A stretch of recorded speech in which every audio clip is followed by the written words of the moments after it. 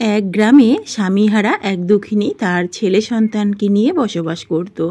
সেই দুঃখিনী মা লোকের বাড়ি বাসন মাজা, কাপড় কাচার, রান্নাবান্নার কাজ করে যা পয়সা পেত তাই দিয়ে সংসার চালাতো। হ্যাঁ রে বাবু, ওঠ এবার, অনেক তো বেলা হয়ে গেল, আমাকে তো আবার যেতে হবে কাজে, ওঠ। না মা, আমার তোমাকে ছাড়তে ইচ্ছা করছে না, যেতে হবে না আজকে কাজে।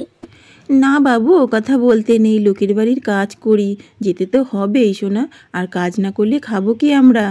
আমি এখন যাই, তুমি এক কাজ করো, জিম্মার বাড়িতে গিয়ে খেয়ে নিও কটা। এই বলে কমলা কাজের দিকে রওনা দিল। যাওয়ার পথে দিদিকে একটু বলবো কটা ভাত দিতে।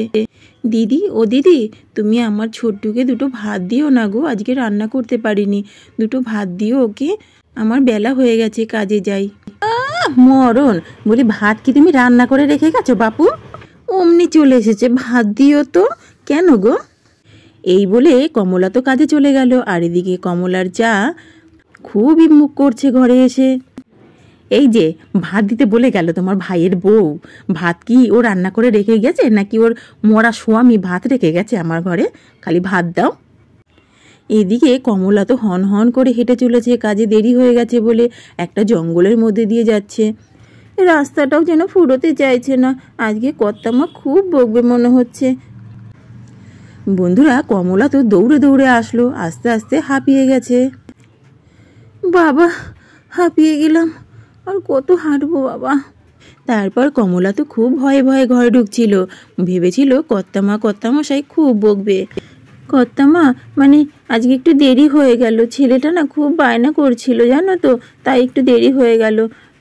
চিন্তা করো না, আমি না সব কাজ করে দেবো তাড়াতাড়ি করে, তুমি চিন্তা করো না। হ্যাঁ রে কমলা, তোরা তো দেরি হয় কেন? তুই কি করিস এত বাড়িতে? কত কাজ থাকে, একটু তাড়াতাড়ি তো আসতে পারিস, বল মা। এত দেরি করলে কি করে হয় বল, আমরা এখন কখন খাওয়া দাওয়া করবো আর কখন তুই রান্না করবি বল তো, এত দেরি করিস কেন তুই? বন্ধুরা, কমলা তো চুপ করে সব শুনছিল আর খুবই মনে মনে কষ্ট পাচ্ছিল, কারণ তার দুঃখের কথা আর কি বলবে তাকে। তারপর কমলা একে একে সব ঘটনা খুলে বলতে লাগলো।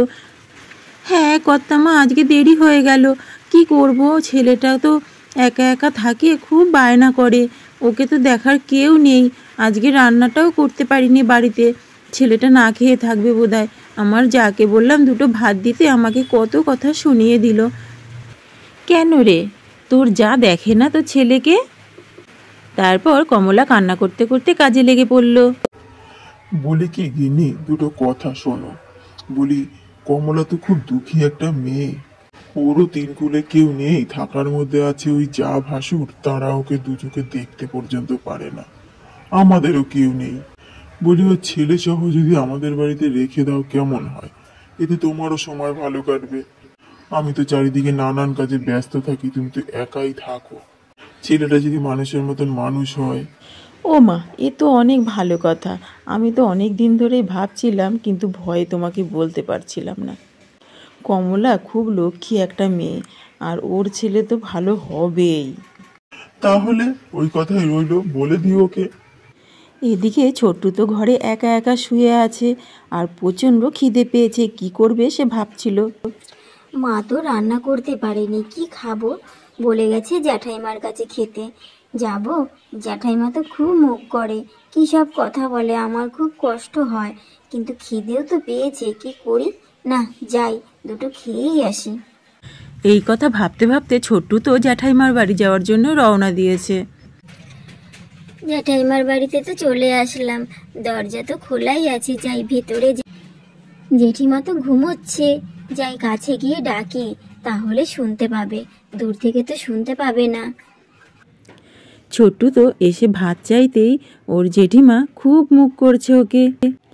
বলি, তোর জন্য কি আমি রান্না বান্না করে বসে আছি রে? বলি, তোর মা কি আমার কাছে ভাত রান্না করে রেখে গেছে নাকি রে? নাকি তোর মরা বাপ এসে ভাত রান্না করে রেখে গেছে, তোকে আমি ভাত দেব? যা তো এখান থেকে, যত সব জ্বালাতন, কি সুন্দর ঘুমোচ্ছিলাম, এসে আমার ঘুমটার 12টা বাজিয়ে দিল। যা এখান থেকে, কোনো ভাত টাত হবে না, যত সব আপদ আমার কপালে জোটে। বন্ধুরা, ছোট্টুর তো প্রচণ্ড দুঃখ হলো, সে খিদে পেট নিয়েই চলে গেল, জ্যাঠাইমা অনেক কথা শুনিয়ে দিল। তারপর ঘর থেকে বেরিয়ে বাড়ির দিকে রওনা দিল। আস্তে আস্তে যাচ্ছিল আর মনে মনে ভাবছিল সে কি এখন কি খাবে, কোনো খাবারই তো ঘরে নেই, মা তো রান্না করেও যায়নি, সে খাবেটা কি। তারপর খিদে পেট নিয়েই বাড়িতে এসে চুপ করে বসে রইল। দেখতে দেখতে সন্ধেও হয়ে আসছে। মা তো এখনো আসছে না, আর কতক্ষণ কষ্ট করব, খিদে আর তো থাকতে পারছি না। সেই সকাল থেকে কিচ্ছু খাইনি, মা যে কখন আসবে, সন্ধেও তো হয়ে আসছে, এখনো তো আসছে না মা। কর্তামা, আমার সব কাজ হয়ে গেছে, আমি একটু তাড়াতাড়ি বাড়িতে যাব, আমার ছেলেটা একা রয়েছে। আবার ওই জঙ্গলের রাস্তা দিয়ে যেতে না ভীষণই ভয় করে, কি অন্ধকার, আর একদম লোকজন থাকে না, তাই একটু তাড়াতাড়ি যাব। আসার সময় ভীষণ ভয় লেগেছে, একটু তাড়াতাড়ি যাই। আর ছেলেটারও শরীরটা খুব একটা ভালো নেই, আর সকাল থেকে বোধহয় খায়নি। আমার যাকে তো বললাম দুটো ভাত দিতে, সে তো বলেই দিল দেবে না, কি করবে কি জানি। আচ্ছা আচ্ছা কমলা, শোন একটা কথা বলি তোকে। তোর কর্তামশাই একটা সিদ্ধান্ত নিয়েছে, তোর তো আসতে যেতে খুব কষ্ট হয়, তাই তোর কর্তামশাই বলেছে কালকে থেকে আর আসতে হবে না তোকে। কেন কর্তামা, আমার কি অপরাধ? আমাকে কাজ থেকে কেন ছাড়িয়ে দেবেন? কাজ থেকে ছাড়িয়ে দিলে আমি আর আমার ছেলে না খেয়ে মরে যাব কর্তামা। আপনার দুটো পায়ে পড়ি, এমনটি করবেন না। আরে শোন শোন, পুরো কথাটা তো শুনবি পাগল মেয়ে।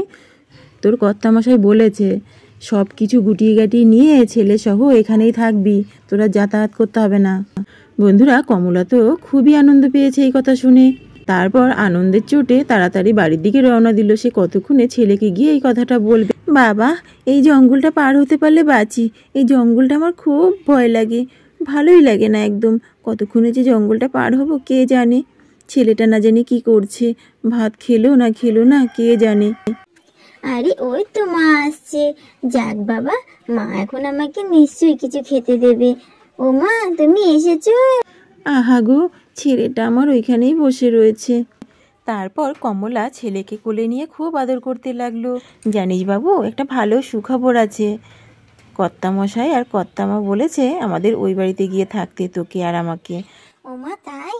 তাহলে তো খুব ভালো হবে, তাহলে তোমাকে ছাড়া আর আমার থাকতে হবে না, আমি তোমার সঙ্গে সঙ্গেই থাকতে পারবো, তাই না মা? তাহলে তাই করো, চলো মা আমরা চলে যাই।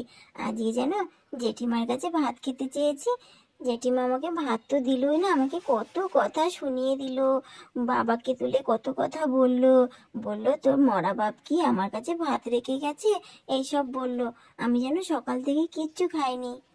হায় ভগবান, তুই সকাল থেকে কিচ্ছু খাসনি? আমাকে আগে বলবি তো। হায় ভগবান, দেখেছো দুটো ভাত দিল না। আজকে ওর বাবা নেই বলে আজকে এই দশা। না না, এখানে আর থাকবো না। বন্ধুরা, তারপর কমলা ও ছেলে ও যা আর ভাসুরকে বিদায় জানাতে গেল। দিদি, তোমাকে বললাম আমার ছেলেটাকে দুটো ভাত দিতে, তুমি দুটো ভাত দিতে পারলে না? কত আর ভাত খেত, অল্প দুটো ভাত দিলেই তো হয়ে যেত, এই ভাত দুটো তুমি দিতে পারলে না? আজকে ওর বাবা নেই বলে ওকে এরকম অবহেলা করতে পারছো। আজকে যদি ওর বাবা থাকতো তাহলে তোমার দৌড়ে আসতে হতো না, তোমরাও এরকম করতে পারতে না আমাদের সঙ্গে। যাকগে, সেসব কথা ছাড়ো। বলছি আমরা এখান থেকে চলে যাচ্ছি, তাই তোমাদেরকে বলতে আসলাম। বেশ করেছি, ভাত দিইনি। কেন গো, তোমাকে ভাত দিতে যাব? তোমরা কবে আমাকে ভাত দিয়েছো যে তোমাদেরকে ভাত দিতে হবে আমাকে? আর তোমাদের জন্য কি আমি রেঁধে বেড়ে রেখে দিয়েছি? যত সব ভিখিরির দল যখন তখন এসে চলে আসে ভাত খাবার জন্য, ঢং করতে এসেছে ঢং। চলে যাচ্ছি। হ্যাঁ গা, কোন চুলে যাচ্ছ? কার ঘাড় মটকাতে যাচ্ছ তুমি? দিদি, দয়া করে মুখটা সামলে একটু কথা বলো, হ্যাঁ? আর কিন্তু সহ্য করা যাচ্ছে না, তুমি কিন্তু সহ্যের সীমা পার করে ফেলছো। তোমার যখন যা মুখে আসে আমাকে আমার ছেলেকে বলে যাও। তুমি আমার গুরুজন বলে আমি সব মেনে নিই, কিছু বলি না, তোমাকে উত্তর দিই না। যাকে যাওয়ার সময় তোমার সঙ্গে আমি কোনো অশান্তি করতে চাচ্ছি না, আমি চুপচাপ চলে যাই। মাথার উপর ভগবান আছে, ভগবানকে একটু ভয় পেও দিদি। সবসময় মানুষকে এত ছোট নজরে দেখো না, একটু বড় নজরেও দেখো, দেখবে তোমার ভালোই হবে। যাক, অনেক কথা বললাম, এখন আমি আসি। আমি সব সময় লক্ষ্য করেছি তুমি কমলার সঙ্গে খুব দুর্ব্যবহার করো, কিন্তু কেন? কি করেছে ও তোমার? ও তো তোমার কোনো ক্ষতি করেনি, তুমি কেন সবসময় ওর সঙ্গে ওরকম করো? বাপ মরা ছেলেটাকে পর্যন্ত তুমি ছাড়ো না, হ্যাঁ? তারপর কমলা তার ছেলেকে নিয়ে চলে আসলো জমিদার বাড়িতে। আরে কমলা, এসেছিস? ও বাবা, ছেলেও তো চলে এসেছে, ভালো ভালো ভালো। হ্যাঁ রে কমলা, তোর ছেলে কি মিষ্টি রে, দেখবি একদিন বড় হয়ে মানুষের মতন মানুষ হবে, তোর কোনো চিন্তা থাকবে না, আমি বলে দিলাম, তুই দেখিস, মিলিয়ে নিস আমার কথা, তোর এই দুঃখ কষ্ট আর থাকবে না, তোর ছেলে খুব ভালো হবে।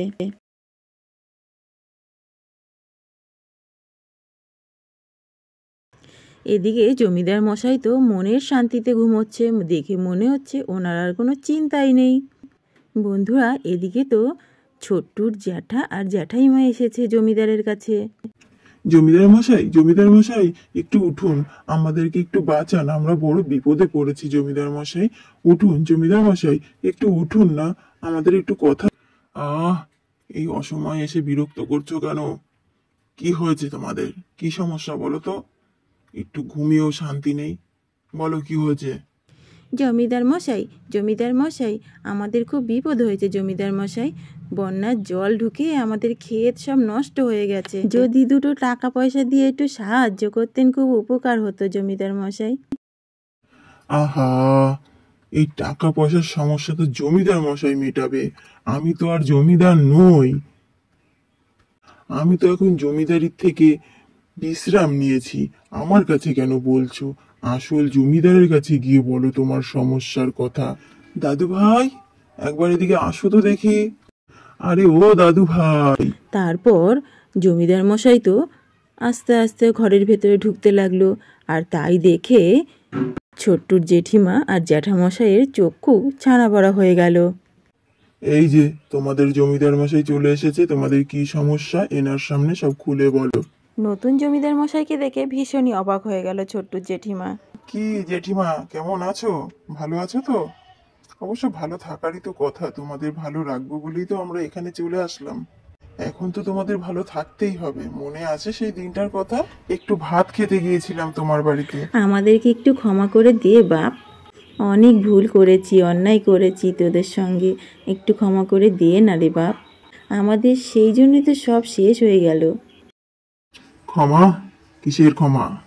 তোমরা যে ভুল করেছো তার কোনো ক্ষমা হয় না। ক্ষমা চাইতে এসেছো?